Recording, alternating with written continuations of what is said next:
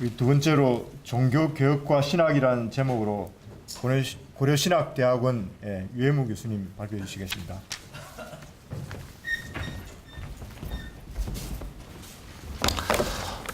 반갑습니다. 청해 주셔서 고맙고요. 제 강의 한 10페이지 초두에 보면은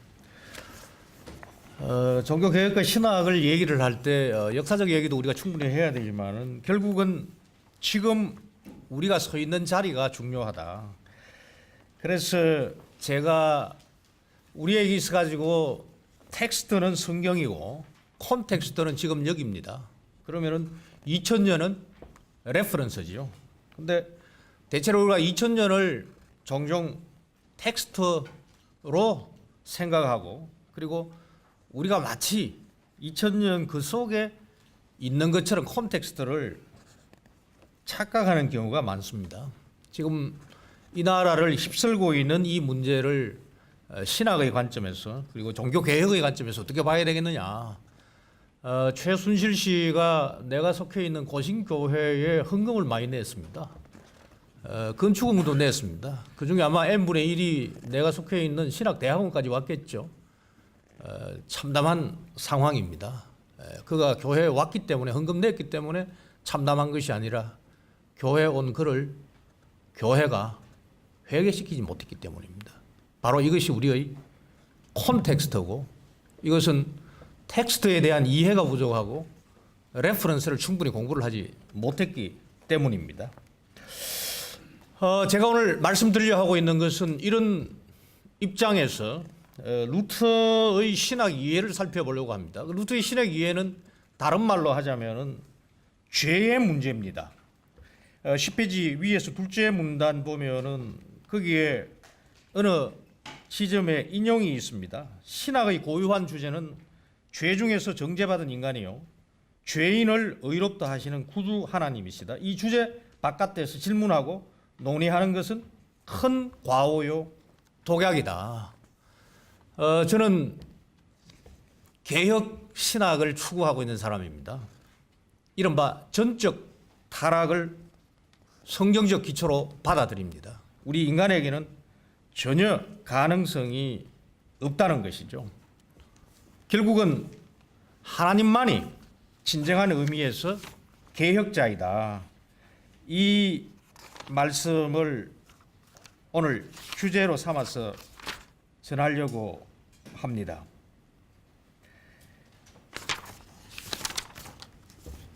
(10페이지) 종교개혁인가 개혁인가? 역사적인 종교개혁이라는 것에 우리가 익숙해가지고 고정시키는데 중세 교회 역사가 한마디로 개혁의 역사입니다. 그러나 고대 교회는 개혁을 말하지는 않았으나 사람 개혁을 중심으로 삼았습니다. 그리고 우리가 알지 못하지만은 중세 교황의 큰 책임이 뭐였느냐? 개혁이었습니다. 그것은 바로 교회 개혁이었습니다. 이것은 종교 개혁의 후예들이 지니고 있는 지식의 결핍 또는 과문한 지식의 습득에 있습니다. 중세는 개혁을 추구했으나 실패했습니다. 그것을 제가 첫 문단에서 얘기를 하면서 그 첫 문단의 마지막이 뭐냐면 결국 개혁은 루터를 들어가기 위한 전제입니다. 죄의 개혁이며 개혁자는 사람이 아니라 사죄하시는 삼위 하나님이시다. 나는 이 점에 대하여서 이 태제를 수시간 어디에서라도 변정할 용의가 있습니다. 루터 선생의 그 여러 가지 얘기를 우리가 살펴보는 게 좋을 것 같은데요. 그거 하기 전에 11페이지로 넘어가서 밑에서 두 번째 문단 종교 개혁이라는 번역 자체가 이 역사적 개혁 기본적인 이해 없이 어떤 사람이 한 겁니다. 종교 개혁이라는 번역은 합당하지가 않다. 그럼 뭘 해야 되느냐? 개혁이라 하면 좋다. 그러나 너무 밋밋하다. 그래서 불가피하게 종교 개혁이라는 말을 저도 이후에 쓰고 있습니다만은 종교 개혁이라는 것은 합당하지 않다. 왜? 개혁은 전반적인 개혁이기 때문에 그 전반적인 개혁을 제가 사람 개혁, 교회 개혁, 세상 개혁이라고 했습니다. 12페이지입니다. 루터의 신학 이해. 루터 선생이 1517년에 하고 있었던 것은 히브리스 강해입니다. 우리가 로마서에 집중하는데 로마서의 의로운 하나님 앞에 내가 어떻게 쓸까의 문제는 루터 선생이 그 이전에 했던 시편 강해에서 단서를 찾았습니다. 시편 71편 2절 주의 의는 주 앞에서 의롭게 함인데 이로써 사람은 의인이다. 단서가 있고 그리고 히브리스를 강해하면서 12페이지 중간 문단에 보면은 각조 7번 그 앞에 중세는 사죄를 얻기 위하여서 먼저 면벌을 받아야 됩니다. 여러분들 면죄부라는 것은 오역입니다. 면죄가 아니고 면벌입니다. 인간이 면벌 행위를 하면은 사죄가 그것을 기초하여서 죄 사함을 선포하는 것이죠. 루터 선생은 약속을 말했습니다. 내가 너의 죄를 사한다라는 사죄의 얘기는 하나님을 대신하여서 없는 상황, 면벌 행위가 없는 인간의 행위가 없는 따라서 사람의 고맙습니다. 행위가 없는 하나님의 약속에 기초해서 이루어지는 것이다. 이신칭의의 출발은 약속에 대한 이해입니다. 이게 바로 언약입니다. 언약은 일방적이죠.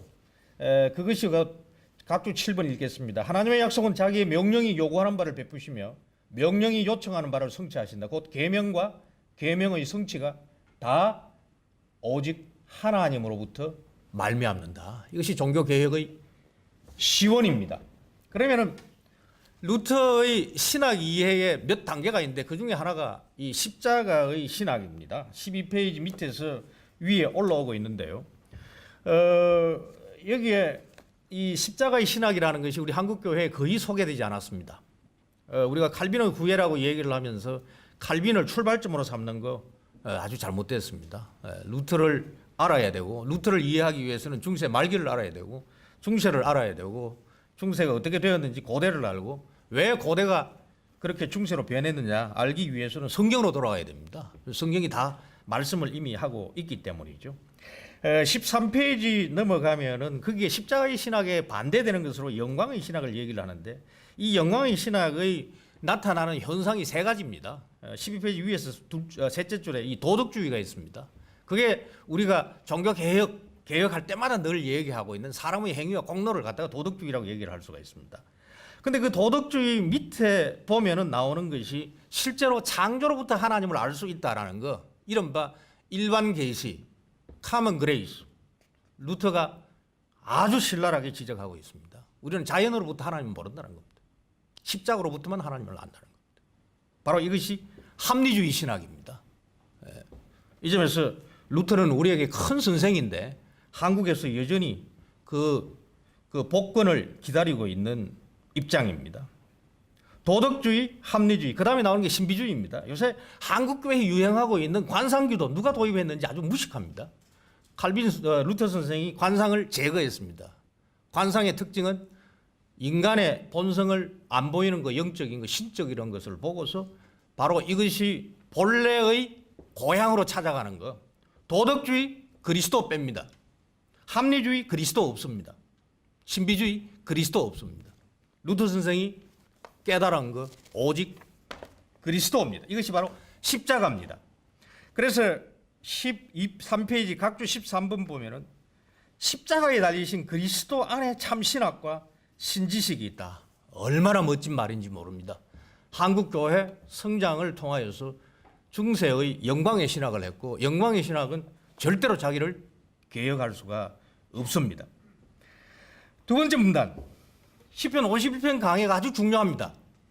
무슨 수가 있더라도 종교 개혁 후예가 되시기를 원한다면은 루터의 51편 주석을 보시길 바랍니다. 여기에서 나온 게 이른바 코람데오 사상입니다. 중세 대학을 기초로 해가지고 95개 조항을 내었고 그리고 중세 대학의 학생이었고 교수였기 때문에 그 33페이지 제가 좀 읽겠습니다. 여기에서 루터는 인간을 이성적 동물이라는 철학적 인간론을 다루지 않는다. 이는 신학이 아니라 학문이 다룰 주제다. 법률가는 인간을 재산의 소유주 주인으로 보고 의사는 인간을 건강하다 병약하다 한다. 그러나 중요하죠. 신학자는 죄인인 인간을 다룬다. 이 점에서 저도 은퇴를 준비하면서 신학 서론을 준비하고 있는데 신학에서 죄를 심각하게 생각하지 않습니다. 죄는 다 해결된 것처럼 하지만 그러나 신학자가 신학하는 과정에서 우리 모두가 학문을 하고 있는 과정에서 얼마나 죄인이라는 사실을 우리 스스로는 인식하지 못하고 있습니다. 우리는 합리성에는 곡선이 없습니다. 죄가 들어갈 자리가 없습니다. 거기에 죄를 넣으면 해결적인 타락의 합리적인 해석밖에는 없죠. 신학자는 죄인인 인간을 다룬다. 이것이 종교개혁과 신학의 핵심입니다. 그런데 신학은 죄를 다루지 않습니다. 영광을 다룹니다. 신학자들이 아부합니다. 목회자와 교회 성장에 침묵합니다. 신학자는 인간이 죄로 물든 자신의 본성을 깨닫게 한다. 그러면 좌절하며 지옥에서 몸부림친다. 이를 아는 자가 하나님 앞에 무엇을 내놓겠는가? 이것은 사변이 아니라 현실이며 느낌이다. 이 라틴어 절묘합니다. 여유가 없네요. 그러면 그는 지옥에 빠진 자를 위하여 준비한 하나님의 계획, 곧 그리스도 안에 있는 은혜와 칭의를 깨닫게 된다. 죄인 편에 서신 의인, 의롭게 하시는 자 예수 그리스도로 인하여 회복되고 의롭다 인정함을 얻게 된다. 우리가 5개 오직 막 얘기하는데 사실은 죄가 얼마나 심각한지에 대하여서 인식하지 못하고 있는 겁니다. 그 밑에서 셋째 줄 그 각조 13번을 제가 아까 읽어드렸습니다. 저는 이거 루터 선생 공부하고 난 다음에 제가 칼빈의 후예로서 자부심을 가지고 있다가 왜 일찍 루터를 공부하지 못했느냐, 선생들이 가르쳐주지 않았습니다. 그런데 이게 제가 만약에 선생의 나이에 있다면 후배들은 루터 공부 제대로 하시기를 바랍니다. 14페이지 그 5째 줄 보면은요, 넷째 줄, 죄를 알지 못하는 자는 법률가, 의사, 부모에게 맡겨야 하지만 신학자만이 죄를 폭로하고 그 해결책을 제시한다. 죄 가운데 절망하는 것은 이성의 신학이다. 은혜를 구하면서 그리스도만 주신 하나님의 사랑을 의뢰해야 된다는 것이죠. 그 밑에 보면은 제가 너무나 좋아하는 문구가 있습니다. 10편 50절 주의하면서 아리스토텔레스는 죄를 가르치지 않는다. 이게 바로 합리성이고 철학입니다. 현대 신학은, 현대 교회는 목사들의 설교조차도 이런 합리성에 붙잡혀 있습니다. 아리스토텔레스, 왜 목사들이 설교단에서 어줍지 않게 철학을 한다고 인용하니 잘 모르겠어요. 그 문단 마지막 한번 보십시오. 다 정리하고, 그러나 루터는 신학 박사가 되었어도 바로 이 죄와 칭의의 교리, 자기가 죄인이라는 사실을 몰랐다고 합니다. 이게 바로 진정한 신자이죠. 시간이 얼마 되는지 모릅니다만 제가 16페이지로 넘어가겠습니다. 그게 그 종교개혁과 한국교회 신학인데요. 이 호모 코람데오라는 말이 나옵니다. 그리스도 없이 하나님 앞에 서면은 죄인이요, 그리스도를 잊고 서면은 의인입니다. 이 중요한 내용입니다. 중세 신학을 지배했던 아리스토텔레스는 죄를 가르치지 않는다는 말로 루터는 중세에 막을 내렸습니다. 여기서 중세는 스스로 의롭다 하는 인간 본성의 모습을 취하는데 삼위 하나님만이 이렇게 부패한 인간의 본성을 보여주며 치유하시며 새로운 본성을 창조하여 새 사람을 창조할 수 있습니다. 우리는 이것을 예배에서 체험합니다. 95개 조항이 7성례 가운데 하나인 고해성사를 시비를 걸었습니다. 딱히 고해성사가 아닙니다. 고해성사를 1517년 루터는 받아들였습니다. 그러나 거기에 연관되어져 있는 연옥과 면벌부를 시비를 건 거죠. 어쨌든 종교개혁은 예배개혁입니다. 그 예배개혁에 대하여서 3번 교회와 예배와 신학 14페이지에서 16페이지까지 다 다루고 있는데 시간 관계상 넘어가도록 하겠습니다. 16페이지, 우리 한국교회가 소유 있는 서양교회 전통의 신학이라는 용어가 은밀학문으로 자리를 잡았습니다. 원래 하나님에 대해서 말하는 것이 신학이었고 고대교회 선배들이 이교적 용어였던 이 신학을 성경적으로 교정하면서 삼위 하나님과 예배에 대하여 적용하였습니다. 이 얘기는 풀어야 되지만은 그냥 또 넘어가야 되겠습니다. 신학은 뭐냐? 하나님을 말하는 겁니다. 하나님에 대해서 말하는 설교가 회복되고, 그래서 우리가 하나님에게 드리는 것이 예배가 아니고 은혜의 방편인 설교로 은혜를 받는, 그리스도를 받는 그것이 예배입니다. 드리는 것이 앞서면은 지성이면 감천, 최순실 사건 납니다. 최순실이 교회만 헌금 갖다 줬을까요? 종교단체 갖다 줬겠죠. 성직자가 축복해 줍니다. 목사들이 헌금이 얼마나 더러운지 고려 안 하고 축복해 준다고요. 받아야 됩니다. 빈손으로 가야 됩니다. 루터가 죽기 전에 무의식 가운데 했던 이야기. 우리는 거지다. 우리는 거지다. 이게 루터 신학의 거지 신학입니다. 하나님에 대해서 말하는 설교가 회복되고 그 말씀에 대한 반응으로 예배를 드리는 것이죠. 하나님을 찬송하고 기도하는 이것이 바로 하나님을 말하는 신학입니다. 하나님이 자기를 말하고 신명기 4장 10절 하나님이 말씀할 때 그 말씀을 배워서 돌려드리는 것이 찬송이고 기도입니다. 그런데 한국교회 찬송 엉망입니다. 인간의 감정 노름입니다. 받지 않고 찬송 드리는 것은 종교 현상입니다. 이것이 고대 교회 선배들이 생각한 신학이고 개혁의 선배인 루터와 칼빈이 사용한 신학의 의미인데 내가 루터를 인용을 했습니다. 하나님을 말하는 자들이 신학자이다. 이게 고대 교부들이 이해한 신학입니다. 성령님과 진리로 예배하는 교회가 신학의 현장이며 신학교가 아닙니다. 여기도 신학의 현장이 될 수 있습니다. 왜? 예배자들이 스스로를 개혁하고 사회를 개혁하기 위하여서 학문의 방법으로 애쓰고 있기 때문에 중요하죠. 성령님과 진리로 예배하는 교회가 신학의 현장이며 참 예배자가 신학자입니다.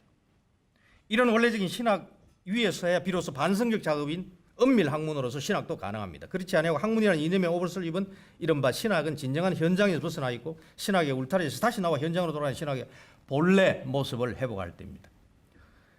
이제 온전하게 회복된 전인은 세상으로 파송되어 세상을 새롭게 만드는 새 창조의 동력자입니다. 굉장히 제가 좋아하는 말씀입니다. 우리는 하나님의 동력자입니다. 그러나 기독론에서 하나님의 사역을 추호라도 훼손하는 것이 이단입니다. 그게 바로 한국교회 안에 많이 들어와 있습니다. 아르미니안주의. 저는 이 점에서 성경 말씀을 따라서 개혁 신학자가 된 것에 대한 자부심을 가지고 있습니다. 종교개혁은 한마디로 사람개혁과 교회개혁과 세상개혁을 다 포함한다. 소식제는 여기에 종교 뺄 겁니다. 개혁은 학문의 영역에서도 이런 개혁은 항상 있어야 하며 개혁의 주체는 인간이 아니라 우리를 예배에서 동력자로 세우시는 삼위 하나님이다. 하나님이 개혁자다. 여기에서 제가 강의를 준비하다가 뺐습니다만은 칼빈 선생은 철저하게 사람 개혁을 얘기를 합니다. 하나님의 형상의 회복, 성부가, 성자가, 성령이 우리를 리폼한다. 레포르마레.